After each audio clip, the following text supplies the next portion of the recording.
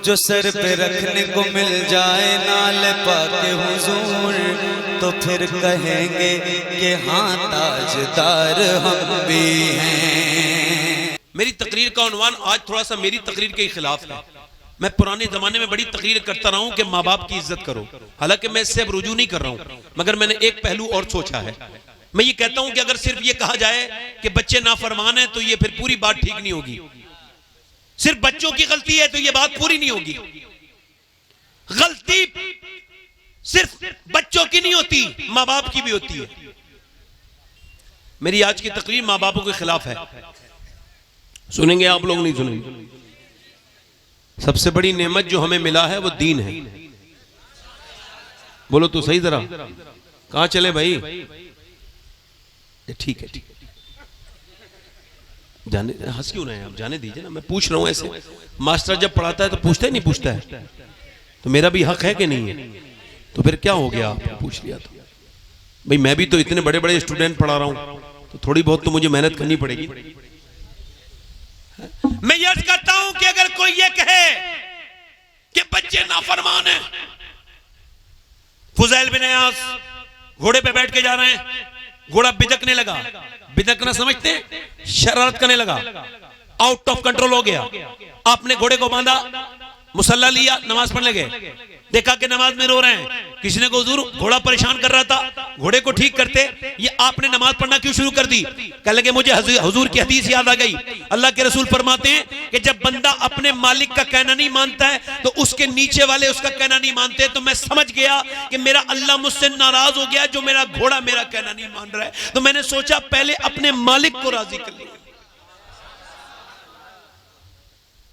अगर बच्चे परेशान कर रहे हैं, बीवी परेशान कर रही है, तो लड़ने के बजाय मस्जिद में जाओ और जाके अल्लाह के सामने रो, मेरे मालिक ऐसी कौन सी नाफरमानी हो गई जो मेरी औलाद मेरी नाफरमान हो गई है? कौन सी ऐसी नाफरमानी हो गई जो मेरे बच्चे मुझसे जो है, डॉक्टर इकबाल कहता है, लोग कहते हैं हुसैन ने करबला के मैदान में हक अदा कर दिया। वो कहता है डॉक्टर इकबाल मैं उनसे कहता हूं अधूरी बात मत किया करो, पूरी बात किया करो। हुसैन ने करबला के मैदान में हक अदा किया है, इसमें कोई शक नहीं है, मगर पहले मदीने में फातिमा ने मां होने का हक अदा किया है, फिर हुसैन ने बेटा होने का हक अदा किया। जब आप अपने घर में बोएंगे बबूल का पेड़ तो क्या निकलेगा बड़े होके? कांटे निकलेंगे नहीं निकलेंगे? आप बताओ, बबूल का पेड़ तो लगा रहे हैं लोग, ये जितने लड़के खड़े होकर पेशाब करते हैं, ये जितने गाने देखते हैं जिनकी तन्हाइयां बर्बाद हैं, अब तो मुझे अफसोस होता है, तकलीफ होती है, बल्कि कभी कभी मैं रोने भी लगता हूं इस बात पर कि आजकल की हमारी नौजवान नस्ल ये बर्बाद हो चुकी है, इसकी तन्हाइयां बर्बाद। इनके स्टेटस देखो तो लगता है ये लड़कियों के बरहना स्टेटस लगाते हैं, तस्वीरें लगाते हैं, गाने लगाते हैं। ये बताओ जब ये खुल के इतनी बड़ी बदतमीजियां कर रहे हैं तो ये छुप के कितने बड़े बड़े गुनाह करते होंगे, ये मियां कितनी गंदगियां करते होंगे। एक बात तो मैं बताता हूं, एक होता है गुनाह और एक होता है बगावत। तो गुनाह ये होता है कि जो छुप के किया जाए, मगर उलमा फरमाते हैं जो खुल के किया जाए वो गुनाह नहीं रहता, फिर वो बगावत हो जाती है। ये जो लड़के गंदी तस्वीरें लगाते हैं, जिनकी जिनकी जिनकी तन्हाइयां बर्बाद हो चुकी हैं, जिनके ईमान खतरे में है, खुदा की कसम ईमान खतरे में है नौजवान लड़कों के। इनकी मां से पूछो कि जब ये पेटों में थे तो फिल्में देखी थी कि नहीं देखी थी?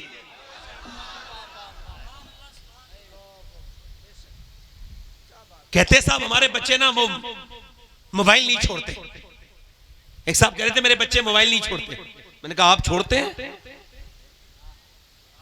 आपकी बीवी छोड़ती है? मां के पेट से लेके आए थे वो मोबाइल? अरे इंसान का बच्चा, जानवर का बच्चा समझदार होता है पैदा होते वक्त, इंसान का बच्चा नहीं होता। कुदरत है अल्लाह की। भैंस का बच्चा पैदा होता है, इमाम गजाली फरमाते हैं पैदा होते ही अपनी मां को पहचान लेता है, दूध पीने लगता है नहीं लगता है? बोलो। मगर इंसान का बच्चा, आपने देखा होगा 99% मौलवी अपने माँ बाप के फर्माबरदार होते हैं। बोलो होते हैं कि नहीं होते हैं? 1-2% होगा कोई तो उस जलील की तो बात भी नहीं करना चाहते हम। 99% क्यों?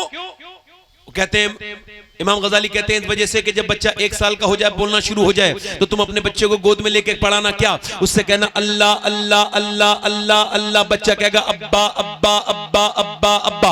अब आप कह रहे हैं अल्लाह अल्लाह अल्लाह अल्लाह अब्बा अब्बा, वो कहता नहीं है, उससे अल्लाह कहलवाता है देख बंदे तूने इसे मेरा नाम सिखाया है, मैंने इसे तेरा नाम सिखा दिया है।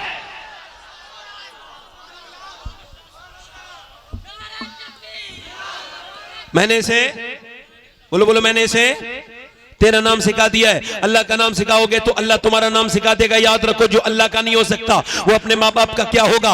याद रखें इस बात को, औरत ये कि तवज्जो करें, अब जरा गौर करें, ये जरा गौर करें। औरत जो है ना, वो औरत प्रेग्नेंट मूवमेंट में डॉक्टर के पास गई है और साइंस ये कहता है, वो डॉक्टर का मेडिकल साइंस कहता है, डॉक्टर कहता है तुमने कोई भारी चीज नहीं खानी, तुमने कोई जो है वो गुस्सा नहीं करना, गुस्सा करोगी तो मनफी असरात मुरत्तब होंगे तुम्हारे बच्चे के जहन पर। तुम अगर ये चाहती हो कि तुम्हारा बच्चा मजबूत पैदा हो, तुम्हारे बच्चे के अंदर ताकत हो, तो सेब खाना, बादाम खाना, और तुम अनार खाओगी तो बच्चा खूबसूरत हो जाएगा। और अगर तुम संतरे खाओगी तो बच्चे के अंदर खूबसूरती आ जाएगी। मुझे बताओ जब अल्लाह का बनाया हुआ फल अगर माँ खाए तो बच्चे पे असर हो जाए, तो अगर अल्लाह का कलाम माँ पढ़ेगी तो क्या बच्चे को पर असर नहीं होगा।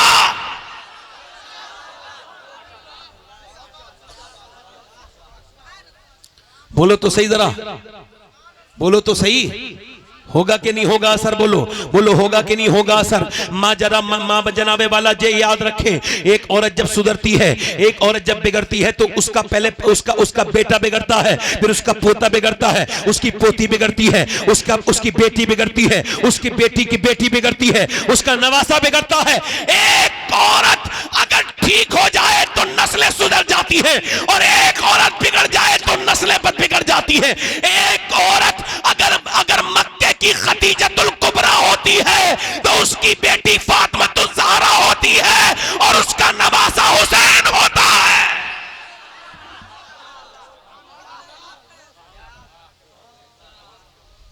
बोलो तो सही जरा सुभान अल्लाह, मुस्कुरा के तो बोलो सुभान अल्लाह।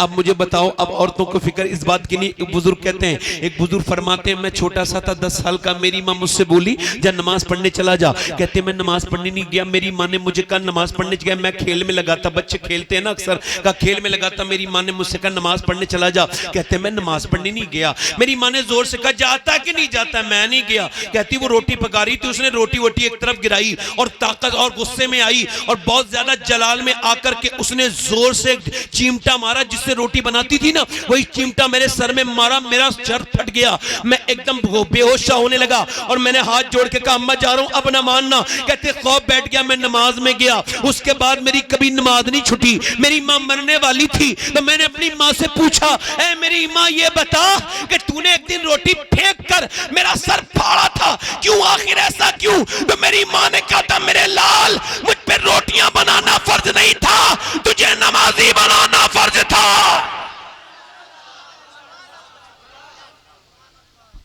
और ये सुभान अल्लाह तो कहो, ये तो अच्छी बात है, मगर अपने अपने घरों को तो देखें हम लोग।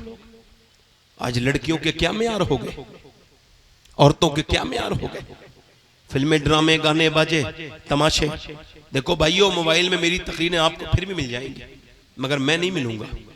इस वजह से मुझे ध्यान से सुन लो, हो सकता है तो मैं आखिरी तकरीर कर रहा हूं, इस तकरीर के बाद मेरा कोई हादसा हो जाए और मैं मर जाऊं, इंतकाल मेरा हो जाए, और ये मेरी आखिरी तकरीर हो, अपने रब की बारगाह में पहुंचूंगा तो रब मुझसे पूछेगा जरूर, ऐ मेरे बंदे तूने क्या तकरीर की थी, तूने क्या बातें की थी, तूने कैसे बात करता था, हमने तुझे कुर्सी दी थी, हमने तुझे इज्जत दी थी, लोग तुझे इज्जत देते थे, तू इस लायक नहीं था, तू कितना घटिया था, मगर हमने तुझे नवाजा, तो तूने क्या किया।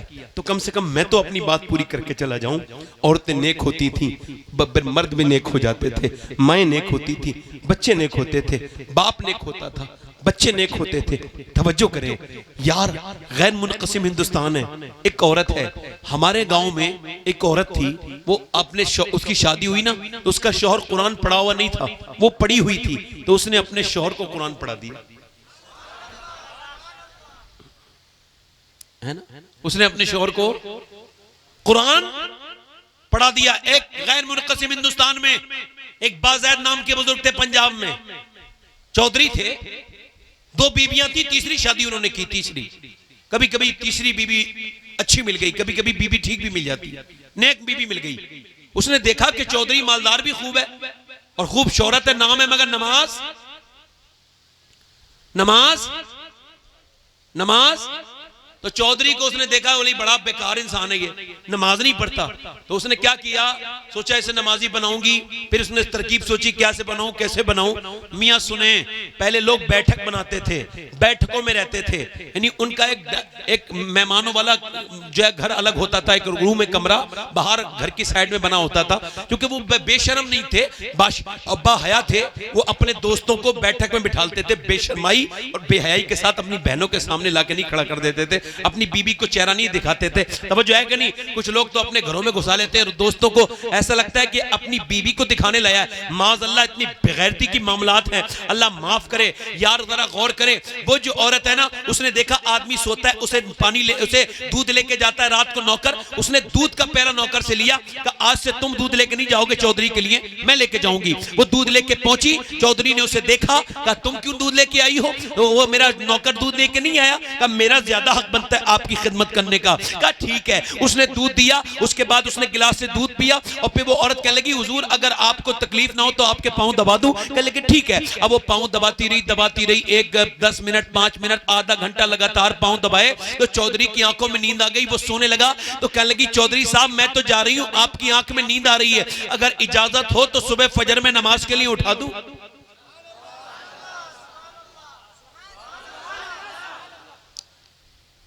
चौधरी ने कहा भाग यहां से, जितनी है उतनी रहे, औकात में भाग। भगा दिया। मगर अल्लाह वालों की बेइज्जती नहीं होती। अल्लाह वालों की बेइज्जती, अगर देखे कोई बोलेगा भी ना, इधर उधर कोई बोलेगा तो वो गुनहगार होगा, क्योंकि हुजूर की जिक्र में रखना पड़ रहा है और रखना ठीक बात नहीं है। अगर कोई किसी को दाद नहीं दे सकता तो बात करके परेशान भी ना करे। हम तो किसी से दाद नहीं लेने आते। तब जो है कि नहीं मेरी बात, मैं तो कभी किसी से उम्मीद नहीं रखता। रब के अलावा किसी और से उम्मीद रखो तो तोड़ देते हैं लोग, इस वजह से नहीं रखनी चाहिए। मेरी तरफ तवज्जो करें यार। वो औरत चली गई, दूसरे दिन फिर आई।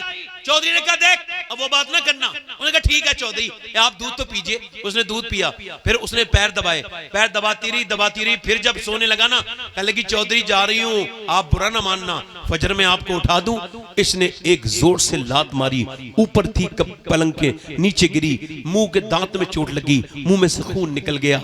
मगर मियां कितने नेक बाप की औलाद थी, ऐसी उठाया। उठाने के बाद वो अपना बर्तन और लेके चली गई, कुछ नहीं कहा। कितनी अच्छी परवरिश की थी उसके माँ बाप ने उसकी, कैसी शरीफ औरत थी, चली गई। और चलने के बाद फिर दूसरे दिन भी आई। रोज गाली खाती थी, पिटती थी, मगर रोज आती थी, वही बात कहती थी, पांव दबाती थी, नमाज को उठा दूं। एक दिन चौधरी बोला तू अच्छे खासे घर की है, तेरा बाप भी चौधरी है, तेरा भाई भी मालदार है, तू रोज दलील होती है, आखिर तू क्यों नमाज के लिए मुझसे कहती है? तो कह लगी चौधरी बात यह है मैं नमक हलाल हूं, नमक हराम नहीं हूं, आपका नमक खाती हूं। अगर आप नमाज नहीं पढ़ेंगे तो जहन्नम में चले जाएंगे, और एक बीबी ये कभी पसंद नहीं करेगी कि उसका शौहर जहन्नम में चला जाए। चौधरी आप नमाज पढ़ लिया करो। इतना सुना था, चौधरी की आंखों में आंसू आ गए। कहने लगे सुबह को तू ना उठाना, मैं तुझे उठाऊंगा। सुबह को चौधरी ने उठाया। अब जब चौधरी और दोनों नमाज पढ़ने लगे, जब चौधरी सजदे में गया तो औरत भी सजदे में जाके रो के बोली मालिक बड़ी पिट के जिल्लत सह के यहां तक लाई हूं, मेरे मालिक यहां तक लाना मेरा काम था, इसका दिल बदलना तेरा काम है, मैं दिल नहीं बदल सकती, मेरे मालिक मेरे शौहर को बदल दे, ऐ दिलों को बदलने वाले बदल दे। ऐसा अल्लाह का करम हुआ। चौधरी फिर कभी तहज्जुद की नमाज भी नहीं छोड़ता था।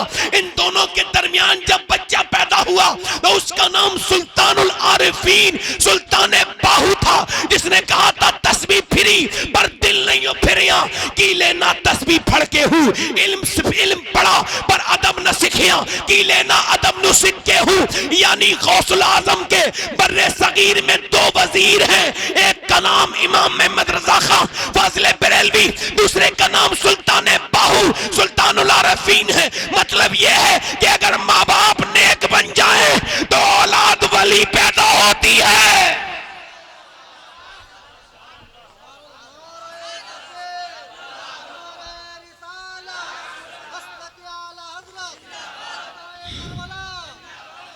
मियाँ आप मुझे बताओ, अगर आप ये कहेंगे मदीने के सहाबा लाजवाब है तो मैं कहूंगा आप बिल्कुल ठीक कह रहे हैं। अगर आप सहाबा को ना भूले हो तो वो लाजवाब है। अपने पीरों फकीरों के उर्स करने वाले खूब किया करो। मैं अल्हम्दुलिल्लाह खुद खानकाह से आता हूँ। सब सारे फकीरों का, पीरों का, कामिल बुजुर्गों के जूतियां मेरे सर पर, मगर मैं ये कहता हूं कि सहाबा का जिक्र क्यों नहीं होते हमारी महफिलों में? उन सहाबा का जिक्र क्यों नहीं होता जिन्हें मदीने से जाते तो देखा गया मगर आते किसी ने नहीं देखा। एक एक कब्र में 60-60, 70-70 शहीदों के दफन हो गए। 2-4 से दुनिया वाकिफ है, गुमनाम न जाने कितने हैं। कितने सहाबा ऐसे थे जो मदीने से गए तो मगर आए कभी नहीं। ऐसा जज्बा था उनके अंदर। इकबाल कहता है हट ना सकते थे, अगर जंग में अड़ जाते थे, पाँव शेरों के भी मैदान से होकर जाते थे, तो उससे सरकश हुआ कोई तो बिगड़ जाते थे।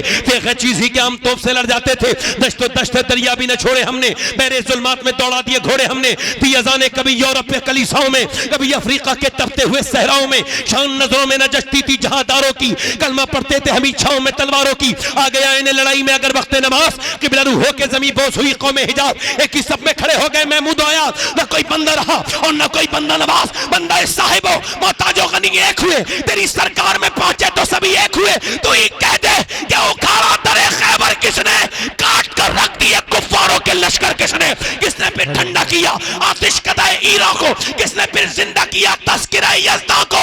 वो सहाबा थे जिनके कदमों की बरकत से हमें दीन मिला है। नारे तकबीर, नारे रिसालत, मसलके आला हजरत। अगर सहाबा लाजवाब है, हजरत मुझे कहने की, ये कहते हुए मुझे बिल्कुल भी खौफ नहीं है कि जब तक औरतें अच्छी नहीं होंगी मर्द अच्छे। अगर माँ इजाजत न देती तो बेटे जाते। मदीने के मर्द लाजवाब है तो मदीने की औरतें भी तो लाजवाब हैं। बोलो तो सही जरा सुभान अल्लाह, बोलो तो सही जरा। मदीने की आज मैं एक सफर में था तो एक गैर मुस्लिम खातून थी, वो बिल्कुल बराबर में थी। मुझसे कहने लगी मौलाना साहब, मैं कहा जी। बोली मुसलमानों क्या इज्जत औरतों की नहीं करते? मैंने उनसे कहा आपको किसने कहा? कहने लगी ऐसे लोग कहते हैं, मीडिया कहती है। मैंने कहा मीडिया तो जब तक एक एक घर में इस्लाम नहीं दाखिल होगा ना, जब तक मीडिया तो मानने वाला है ही नहीं। मीडिया जब तक सुकून से नहीं बैठेगा जब तक एक एक घर में इस्लाम ना पहुंच जाए। चूंकि इस्लाम हमारा है, बातचीत वो कर रहे हैं। हम आराम से सो रहे हैं, वो अजान पे डिस्कस कर रहे हैं। हम सुकून से बैठे हैं, आराम से हमारी बातों में वो बात कर रहे हैं। अब बताओ कितना पैसा खर्च होता है इतना काम करने में जितना मीडिया वालों से काम ले रहा है अल्लाह। बताओ यार, ये मीडिया वाले समझ रहे हैं ये हमारे खिलाफ है, काम इनसे हमारा परवरदिगार है। अल्लाह जिससे चाहे काम ले ले। भाई वो फिरौन के घर में मूसा को पलवा ले, उसकी शान है भाई, है किसी से काम ले ले। मैंने उससे कहा मेरी बहन तुम औरत की इज्जत की बात करते हो, मेरे नबी ने इतनी इज्जत दी। फरमाया मेरे आका ने कि सारे नबियों की नस्ल बेटों से चली है, मुझ मोहम्मद की नस्ल मेरी बेटी फातिमा से चलेगी। मदीने की औरतें मिला जवाब। बोलो बोलो बोलो। मदीने की औरतें, मदीने की औरतें, मदीने की औरतें लाजवाब। बताओ वो औरतें इजाजत न देती। अच्छा मेरी तकरीर वो तो समझ ही लेगा कम से कम, जो अपनी बीवी के मना करने पर अपनी बहन के घर तक नहीं जाता, तो समझ जाएगा ना मेरी तकरीर को मैं क्या कहना चाह रहा हूं, है ना। बड़ी बहस चल रही, बीबी का गुलाम कौन होता है। मैं बताऊं बीबी का गुलाम कौन होता है? जो बीबी का कहना माने वो गुलाम नहीं है। जो बीबी का झूठा खा ले पी ले वो भी गुलाम नहीं है। जो बीबी के मैके वालों की इज्जत कर दे वो भी गुलाम नहीं है। हाँ, जो बीबी के कहने पे सगे रिश्तेदारों को छोड़ दे वो पक्का गुलाम है, कन्फर्म। इसे तो सनद देनी चाहिए, सनद याफ्ता गुलाम।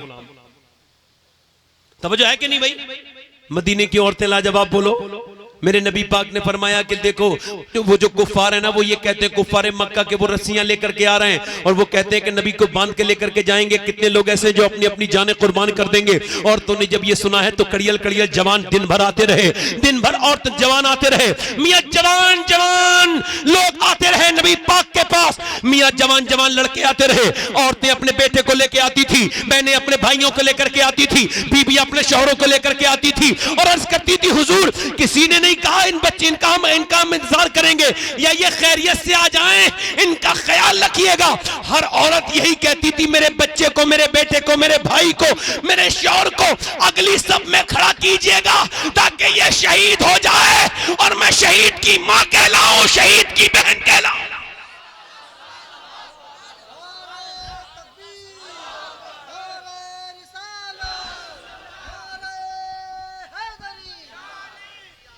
बोलो तो सही तरह सुभान अल्लाह। देखो महफिलों में सबको आना चाहिए मगर बदज़ौक़ लोगों को नहीं आना चाहिए। बदज़ौक़ लोग वो होते हैं जो जहां बैठ जाएं वहीं का माहौल खराब, वो मुस्कुराते ही नहीं, रिस्पॉन्स ही नहीं करते। ऐसे लोग तो हुजूर की सबसे बड़ी सुन्नत ही नहीं समझ पाए। सरकार की सबसे बड़ी सुन्नत है आप मुस्कुराते बहुत हो। उस तबस्सुम की आदत पे लाखों सलाम। बोलो तो सही सुभान अल्लाह, मुस्कुरा के बोलो जरा सुभान अल्लाह। वो मियां औरतें लाजवाब नहीं थी जिन्होंने ये कहा हुजूर हमारे बच्चों की हम ख्याल की बात नहीं करते हैं, हम ये कहते हैं आप हमारे बच्चों का ख्याल रखिएगा या रसूल अल्लाह, हम ये कहते हैं या रसूल अल्लाह आप हमारे बच्चों का ख्याल रखिएगा। तवज्जो करें मेरी तरफ जरा गौर करें, मेरे हमारे बच्चों का आप ख्याल रखिएगा। अब देखे पूरा दिन गुजर गया, औरतें आती रही मगर रात के वक्त में मुसल्ला बज गया। सैयदा खंसा, कभी गूगल करके देखिएगा विकिपीडिया पे आपको खंसा मिल जाएगी, शायरा है, अरबिक शायरा है, अरबी शायरी बहुत बेहतरीन शायरा थी। नबी पाक के सामने वो उसने कलमा पढ़ा और जब कलमा पढ़ा तो कुछ दिनों के बाद कहने लगी या रसूल अल्लाह मैंने जब कलमा पढ़ा है और जब मैं अपने जबान से अल्लाह का जिक्र करती हूँ तो मेरे सर के बालों से अल्लाह की आवाजें आती हैं, अल्लाह अल्लाह की आवाजें आती हैं। सैयदा खंसा रात के वक्त में रो रही है, मुसल्ले पे बैठी हुई रो रही है। उसके दोनों बच्चे उठे हैं, एक 11 साल का तकरीबन उम्र है, एक की 13 साल की तकरीबन उम्र है। दोनों बच्चों ने अपनी माँ को रोते देखा, करीब गए, मुसल्ले पे माँ रो रही है, अम्मी जान क्यों रो रही है? माँ ने अपने बच्चों की तरफ सलाम पहनने के बाद देखा, कहा बेटा तुम्हें बताने की बात नहीं, अम्मी जान बताएं क्यों रो रही है? माँ कहती है बेटे तुम्हें बताने की बात नहीं है। कहा अम्मी जान हम हमारी आपकी आंखों में हम आंसू नहीं देख सकते। माँ कह लगी बेटे देखना चाहते हो, पूछना चाहते हो? कहा बेटे बात यह है कि सब औरतों ने अपने अपने जवान लड़कों को हुजूर की बारगाह में पेश किया है मगर मेरे पास तो कोई बच्चा नहीं जवान, मेरा दिल चाहता है कि मैं भी अपने बेटे को पेश कर दूं। दोनों छोटे छोटे बच्चे कमरे में गए, छोटी छोटी शमशीरें हवा में लहराते हुए आए। कहा हुजूर के पास लेके तो चल माँ, हम जान दे देंगे अपनी, तेरे मेरी माँ तेरे दूध पे हरफ नहीं आने देंगे मेरी माँ। बच्चों ने इस तरह से जब ये कहा माँ की आंखों में आंसू आ गए। बच्चे बोले अम्मा लेके चल, हुजूर की बारगाह में लेके तो चल, हम अपनी जान दे देंगे। दोनों बच्चे नबी पाक की बारगाह में पहुंचे। सुबह का वक्त है, नबी ने फरमाया दोनों बच्चे छोटे हैं तो बड़े वाले ने तलवार के थोड़े जोहर दिखाए। हुजूर ने फरमाया ठीक है बड़ा वाला तो चला जाएगा मगर छोटा तो अभी बहुत छोटा है। अब अल्लाह अकबर, ये छोटे वाले ने जब देखा ना तो अपने पंजों के बल खड़ा हो गया, पंजों के बल खड़ा हुआ और उचक के बोला हुजूर आप देखें मैं भी इसके बराबर ही हूँ, थोड़ा सा ही तो छोटा हूँ। नबी ने फरमाया नहीं नहीं तुम अभी छोटे हो। अल्लाह के रसूल ने जब फरमाया तो कहने लगा हुजूर मेरी कुश्ती करा दीजिए, मैं अपने बड़े भाई से ताकत में ज्यादा हूँ, उससे ज्यादा जोर है मेरे अंदर, आप जोर आजमाई करवा दीजिए, आप कुश्ती करवा दीजिए। नबी पाक ने फरमाया ठीक है। वो करीब गया, अपने भाई से बोला देख दोनों सगे भाई हैं, अगर साथ में शहीद होंगे तो कितनी अच्छी बात है। देख ऐसा कर तू आज गिर जा, इज्जत तेरी जाएगी मगर अल्लाह तुझे इज्जतें दे देगा मेरे भाई। मैं तेरा छोटा भाई हूं, तू बड़ा भाई है, बड़े भाई कुर्बानी देते हैं, ऐसा कर तू गिर जा। जब इतना सुना मेरे नबी ने तो बच्चों की तरफ इशारा करके फरमाया जब तक ऐसे बच्चे और ऐसी माएं दुनिया में रहेंगी इस्लाम का कोई बाल भी नहीं कर सकता है। नारे तकबीर, नारे तकबीर, नारे रिसालत, नेमते मुस्तफा कॉन्फ्रेंस। माँ ने अपने दोनों बच्चों को बुलाया, दोनों बच्चे जाने के लिए तैयार हो गए। माँ ने कहा लाओ मेरे प्यारों मेरे बच्चों तुम्हारे सरों पे हाथ रख दूं। माँ आखिरी बार अपने बच्चों के सर पे हाथ रख के कहती है मेरे लालो मैंने बड़ी मजदूरी कर करके तुम्हें जो है वो पाला है, मेरे बच्चों मैंने बड़ी परेशानियां उठाई हैं, झाड़ू लगाई हैं, मैंने बर्तन धोए लोगों के, मगर मैंने अपने बुढ़ापे के सहारे के लिए तुम्हें नहीं जवान किया है, इस वजह से कि अल्लाह के नाम पे कुर्बान हो जाओ। मेरे बच्चों मेरी बात सुनो, मेरी बच्चों मेरी बात सुनो, एक बात याद रखना, बस माँ तुम्हारा इंतजार नहीं करेगी, बस एक बात याद रखना, जब तुम्हारी लाशें आए मदीने में तो जितने भी जख्म होने चाहिए सीने पे होने चाहिए, एक भी जख्म तुम्हारी पीठ पर ना आने पाए मेरे लाल, जितने भी जख्म हो सीनों पर हो, ताकि लोग देखें तो पता चल जाए कि मदीने की औरतें बुज़दिल पैदा नहीं करती, शेर दिल पैदा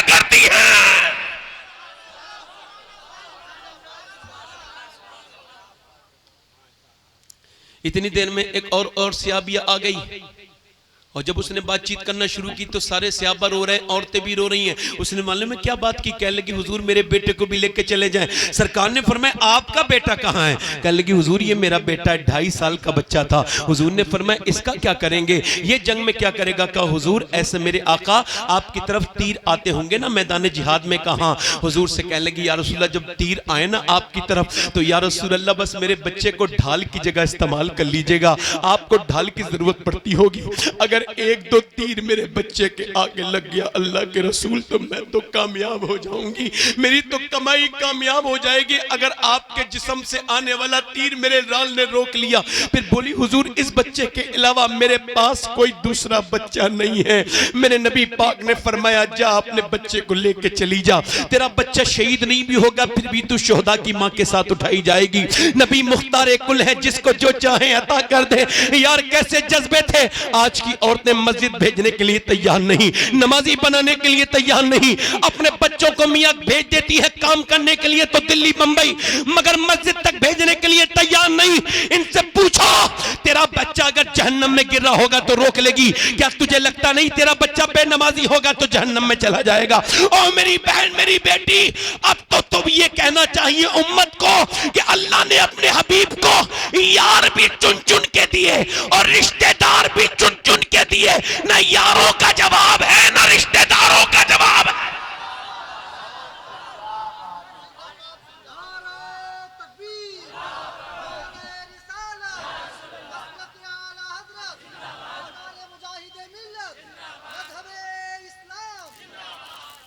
एक औरत और आ गई, 70 साल से तकरीबन ज्यादा उम्र है उसकी, 70 साल से भी ज्यादा उम्र है, और आके बोली मैं भी जाऊंगी।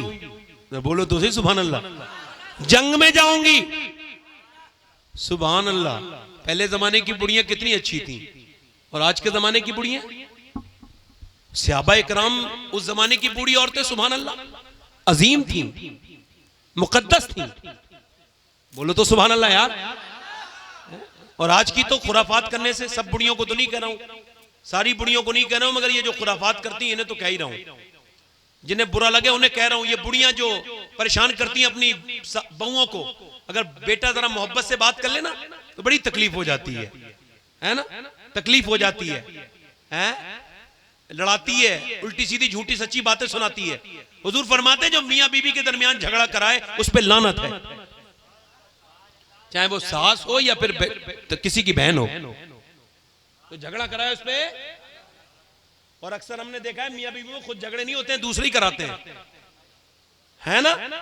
अच्छा बुढ़ियां जहन्नम में जाएंगी ऐसी, कौन इन्हें कौन बचाएगा जहन्नम से? बताएं जरा। जो यतीमों पे जुल्म करती हैं, गरीबों पे जुल्म करती हैं। मेरे पड़ोस की एक लड़की आई, कह लगी सैयद साहब कोई दुआ कर दो, कोई ताबीज। मैं तो नहीं करता, क्या बात है? कह लगी आपको पता है मेरा बाप बीमार रहता है। मैंने कहा ठीक है बात आपकी, बीमार रहता है। कह लगी मेरी सास जो है ना मुझे ताने देती है, कहती तो कुछ नहीं लेके आई।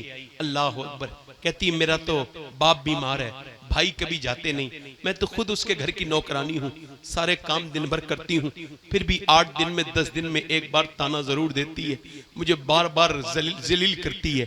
जो अपनी बीवियों को मारते हैं, तोड़ते हैं, कहते भाग जा अपने मैके चली जा, वो जाती नहीं है, पिटती कुटती वहीं रहती है। और क्यों नहीं जाती? कह लगी कैसे जाऊं, मेरे बाप ने तो कर्जा लेके मेरी शादी की थी, मैं भी जाके चली गई तो बाप के ऊपर क्या गुजरेगी, क्या तकलीफ होगी। अल्लाह अकबर। पिटती है, कुटती है, वहीं रहती है। अल्लाह अकबर। बेटियां कितनी प्यारी होती हैं, कितनी प्यारी प्यार करता है बंदा अपनी बच्चियों से, बेटी से 18-20 साल तक पालता है। बहन को, बेटी को चली जाए तो कहीं ताने मिल रहे हैं, कहीं तकलीफें हो रही हैं। अल्लाह बेटियों पर रहम फरमाए। आप क्या समझते हैं वो घर आबाद हो जाएगा जिसमें यतीम बच्ची रोती हो, जिसमें गरीब बच्ची रोती हो? अल्लाह के रसूल फरमाते हैं, सुने कौन सा घर अच्छा है? अडानी का घर अच्छा है? अंबानी का घर अच्छा है? कौन सा घर अच्छा है? सुने जिसमें ज्यादा टाइल्स लगी वो, या जिसमें मार्बल या एसियां लगी हुई है वो, या जो बंगला है वो? नहीं, अल्लाह की बारगाह में सबसे अच्छा घर वो है जिसमें यतीम रहता हो और उस पर कोई जुल्म ना होता हो, जिसमें यतीम खुश रहता हो। समझ रहे बात कभी? खुदा की कसम मैं सही बता रहा हूं आपको, आजकल के जमाने की औरतें, उम्मे अम्मारा नाम है, क्या नाम है? बोलो तो सही जरा। उम्मे अम्मारा कहती मैं भी जाऊंगी, बूढ़ी औरत है, मैं भी जाऊंगी, मैं भी जाऊंगी। हुजूर ने फरमाया तू क्या करेगी? कहने लगी हुजूर मैं सरकार मैं जख्मियों को पानी पिलाऊंगी। क्या करूंगी? बोले जख्मियों को पानी पिलाऊंगी और जख्मियों की मरहम पट्टी करूंगी। मगर चली गई। जब गई तो जंग शुरू हुई तो सहाबा इकराम ने देखा कि नबी करीम की तरफ हमला बोल दिया एक कुफ्फार ने। वो नबी को माज़अल्लाह कत्ल करना चाहते थे। आगे बढ़े और आके नबी पाक की तरफ आए तो ये भी तलवार सूत के मैदान में आ गई उम्मे अम्मारा। नबी ने देखा ये भी एक तरफ खड़ी है एक हिस्से पर, तो हुजूर ने इसकी तरफ देखा, बाजू कमजोर था। सरकार ने देखा तो कहने लगी हुजूर आप दिल थोड़ा मत कीजिएगा, मेरे आका जब तक मेरी जान में जान है एक को भी इधर नहीं आने दूंगी। तलवार सूत के शेरनी की तरह खड़ी हो गई। काफिर होते बुज़दिलों ने उसी की तरफ हमला किया। एक ने हमला किया, तलवार रोक के काट दिया। दूसरे ने हमला किया, बार रोक के काट दिया। 1 2 3 7 आए। 7 जवानों को बूढ़ी ने जहन्नम में पहुंचा दिया। भगदड़ मच गई कुफ्फारों के लश्कर में। भागे। बोले क्यों भागते हो? कब मुसलमानों से मत लड़ो। कहा क्यों? कि जब बूढ़ी उम्मे अम्मारा की तलवार में इतनी धार है तो फिर अली की तलवार का आलम क्या होगा? नारे तकबीर, नारे रिसालत, मसलके आला हजरत, नारे तकबीर।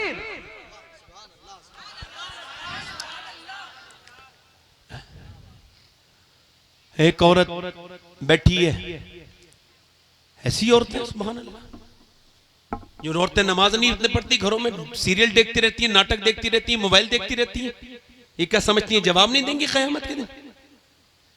लोग कहते हुसैन ने करबला के मैदान में नेज़े पे चढ़ के कुरान पढ़ दिया। मैं कहता हूं ये शुरुआत है क्या? ये तो इंतहा है, इसका दिबाचा कहां है? मैं आप मुझे बताएं इसकी इब्तिदा कहां से हुई है, इसकी शुरुआत कहां से हुई है? बोलो तो आप मुझे बताएं। एकदम क्या दिल का दौरा पड़ता है सिगरेट पीने से? नहीं, 20-25 साल के बाद भड़ाका होता है ना?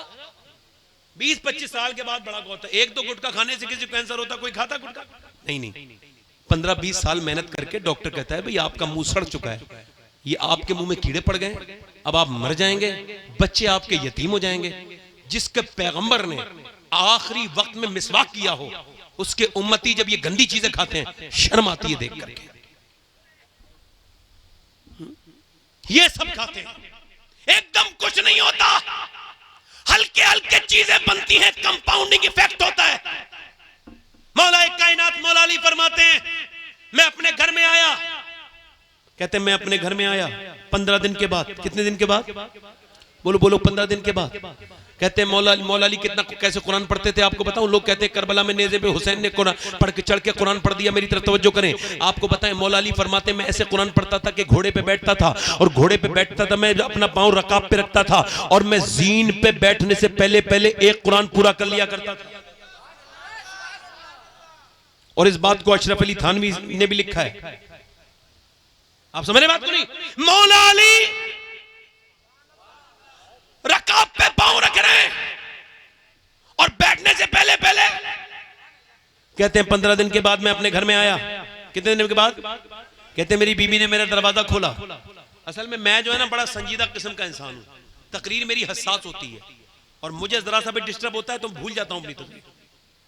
इसी वजह से मेरी तकरीर थोड़ी सी अलग इलाकों में कमी होती है, मैं कमी आता हूं, क्योंकि जहां हसास तबीयत के लोग ना हो मेरा तो आना वो बेकार है। क्योंकि जब तक मैं एहसास ना करा दूं आपको तो किस क्या फायदा हो जाएगा। आप मेरी बात सुने, मैं आखिरी लम्हात में अपनी तकरीर कर रहा हूं और बस खत्म करने वाला हूं। जोर से बोले सुभान अल्लाह, दिल लगा के बोले। दे दे क्या लेना है?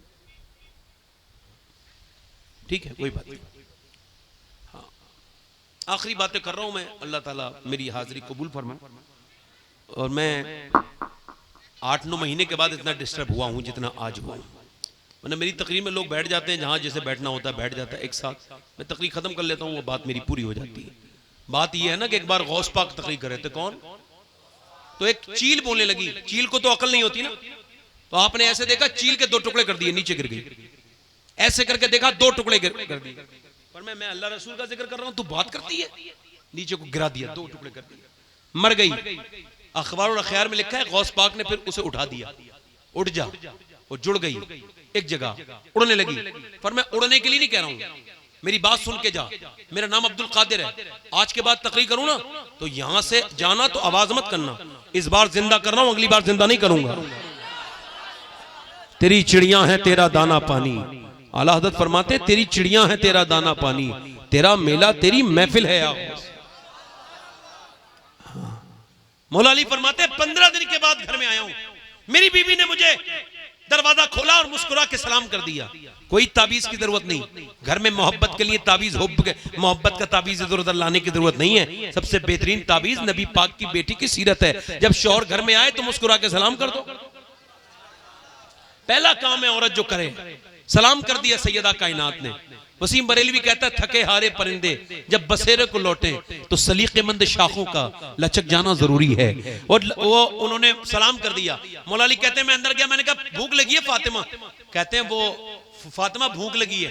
फरमाते हैं वो अंदर चली गई, पानी लाई, मैंने प्यास नहीं लगी, भूख लगी, अंदर चली गई। मैंने कहा खाना, कोई आवाज नहीं आई। फिर आवाज दी खाना, फिर कोई आवाज नहीं आई। कहते हैं मैंने कई मरतबे आवाज दी तो अंदर सुनोने की आवाज आई।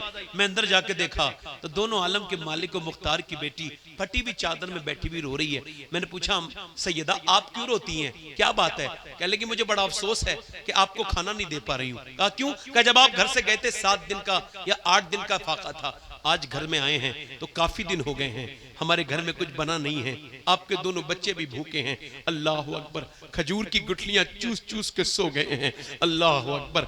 कहती है फिर मौला अली कहते फिर फातिमा और ज्यादा रोई और कहने लगी और रोई। मैंने कहा क्या हुआ फातिमा? कहने लगी मेरे अब्बा के घर में 16 दिन से चूल्हा नहीं जला है, मेरे अब्बा के घर में। मौला अली कहते मैं थका हुआ आया था मगर फिर मजदूरी करने बाग में चला गया, अपने नबी के लिए मैं लेके आऊंगा कुछ। कहते मैंने बाग वाले से कहा कुछ मुझे मिलेगी मजदूरी करने के लिए कोई काम? कहा तुम पानी निकालो। कहते बड़ी डोल बड़ी रस्सी, मैंने पानी निकाला, 3 डोल में थक गया, थक के निढाल होके बैठ गया। फिर सोचा नहीं हुजूर को लेके जाऊंगा। कहते सुबह से लेके शाम तक 17 डोल निकाली और 17 अजबा खजूरें हुजूर की बारगाह में लेके गया, मेरे नबी की बारगाह में पेश किया। हुजूर की ने कहा अली आ गए? मैंने कहा हाँ या रसूल अल्लाह आ गया। सरकार ने कब से? मैंने कहा हुजूर ये खजूरें। कहा तेरे बच्चे तेरी बीबी भी तो भूखी है। मैंने कहा हुजूर मुझे बच्चों से ज्यादा आपसे मोहब्बत है, या रसूलल्लाह आपसे प्यार करता हूं। मेरे नबी ने दोनों हाथ उठाए, दुआ की ऐ अल्लाह मैं अली से राजी हूं, तू भी इससे राजी हो जा। फिर कहते हैं मौला अली मौलाए कायनात के मैं हुजूर बोले चल तेरे घर जाके खाते हैं। कहते हैं मेरे घर गए और फिर खजूर हसन को दी, फिर हुसैन को दी। अल्लाह अकबर। कहते हैं नाना निकाल के देते थे खजूर का, गुठली अंदर से देते थे नवासे को। कहते हैं नवासा लेते खाते थे। मैंने आपको बताऊं मैं इस बार मदीने शरीफ में था, मैंने अपनी आंखों से देखा हुजूर ने मेरे आका करीम हर रमजान में हर अफ्तारी में 5-5 लाख लोगों को अपने दस्तरखान में एक दिन में खिलाते हैं। मगर मेरे नबी ने अपने पेट से पत्थर बांधे थे, अल्लाह के रसूल अपने पेट से पत्थर बांधते थे। अल्लाह अकबर। खाते हैं तेरे दर का, पीते हैं तेरे दर का, पानी है तेरा पानी, दाना है तेरा दाना। जिस नबी ने हमारे लिए दुआएं की पेट पे पत्थर बांध के। मौला अली फरमाते फिर नबी ने मेरी बीबी को देखा, फातिमा को चादर फटी हुई थी, अब्बा से चादर छुपाने लगी। फरमाया फातिमा चादर मत छुपाओ, ये चादर फटी हुई जरूर है मगर जन्नत की हर हूर ये दुआ करती है काश फातिमा की चादर मुझे सर पे रखने का मौका मिल जाए। इमाम हसन कहते हैं मैंने अपनी अम्मी को देखा, मेरी अम्मी के 7-7 दिन की भूखी होती थी मगर पूरी रात कुरान पढ़ती थी। मेरी माँ अपने हाथ से झाड़ू लगाती थी, कुएं से पानी भर के लाती थी, पूरी रात कुरान पढ़ती थी। अल्लाह अकबर। मौला अली कहते मेरी शादी हुई फातिमा के साथ। मैंने पूछा फातिमा ये बताएं आप कुरान कैसे पढ़ती हैं? मैं कुरान पढ़ता हूं तो रकाब पे पांव रखता हूं, तो फिर आप ज़ीन पे बैठने से पहले एक कुरान पूरा कर लेता हूं, आप कैसे कुरान पढ़ती हैं? तो फातिमा कहने लगी मेरे सरताज अपने अब्बा की बरकत से मैं चक्की चलाती हूं, चक्की में दाने डालती हूं, एक राउंड पूरा नहीं होता कि फातिमा का कुरान पूरा हो जाता है। जब बाप ऐसा कुरान पढ़े और माँ ऐसा कुरान पढ़े तो बेटा करबला पे नेज़े पे चढ़ के कुरान पढ़ दे तो कौन सी हैरत की बात।